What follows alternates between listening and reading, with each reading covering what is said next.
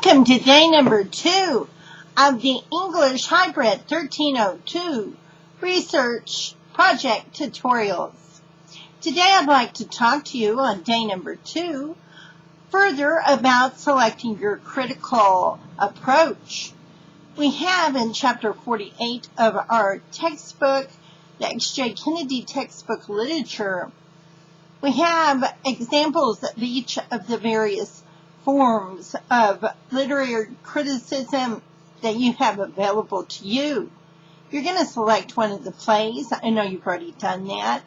And a critical method, and hopefully you have found that as well.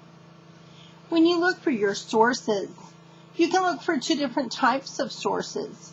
You can look for sources where literary critics have written about your play, about the different aspects, characterization, setting, theme, form, and they have given opinions and brought forth a thesis and brought forth evidence to develop their thesis. Or you can look at the various aspects of the play itself through the lens of the different types of literary criticism. For instance, the historical criticism, or the sociological criticism, or the psychological criticism, things I discussed in yesterday's tutorial. And you would look at the historical time period. For a historical time period, you have 2 different times you can look at. You can look at the time when the play was written and the time when the play was set within. And so, for instance, for Othello, you could look at Othello's lifetime, as I mentioned yesterday, or you could look at the time of History of Venice when it was a city-state. The same goes for Death of a Salesman, although those 2 times overlap. The time the play was written about and the time it was produced are quite close within a 20-year time span. And Susan Gladspell is also intriguing from the historical viewpoint.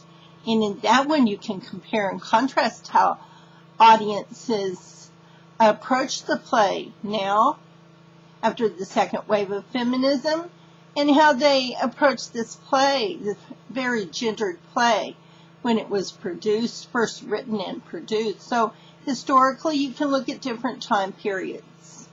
If you look at the society that a play springs from, it's always very intriguing.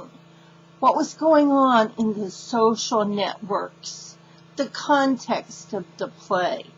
And so that would be our sociological approach, and that is a fascinating approach. And of course, the psychological approach is fascinating as well. We all like to put on our little psychologist hat and psychoanalyze all the people around us. And often people do not appreciate that. But in the context of putting on your literary critical hat, you're more than welcome to analyze the characters, psychoanalyze the characters, I should say, of everything that you read. In fact, I highly recommend that you look closely, do a close reading of the characterizations in the plays that you're taking under consideration and the one you've selected to write about. Because embedded within these characterizations are many of the themes, the plot lines of the play. And so if you want to look at a particular character, you can do that in isolation, or you can take 2 characters and you can compare and contrast them. You can also compare and contrast whether the character is dynamic, or compare and contrast the dynamic characters within the play. Those would be the characters that experience change or development throughout the play because of the action of the play. Within the play, the character changes. A static character, on the other hand, is a character that no matter what happens, They do not change. Just looking at Death of a Salesman, we can compare two of the characters. Happy is a static character, and so is Linda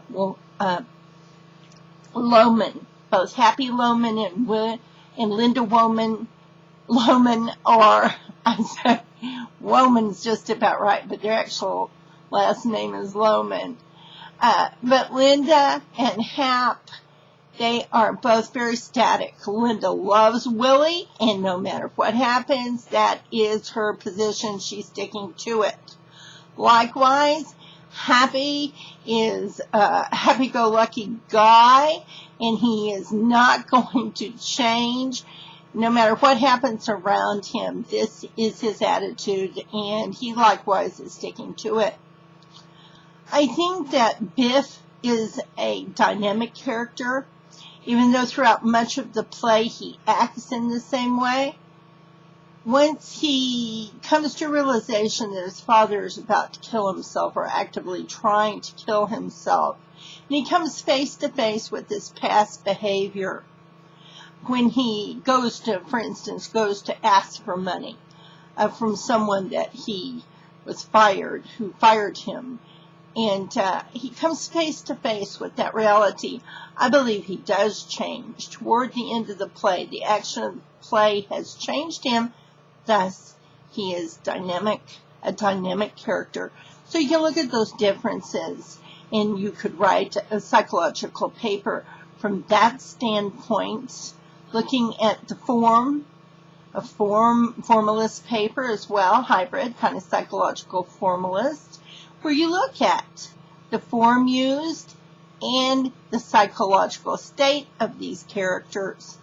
So that's another one of the critical approaches that you could use. I haven't spoken about the mythological approach in these tutorials yet, but this is another of the psychological approaches, and our textbook gives you 3 examples of that particular approach, and that is a fabulous approach.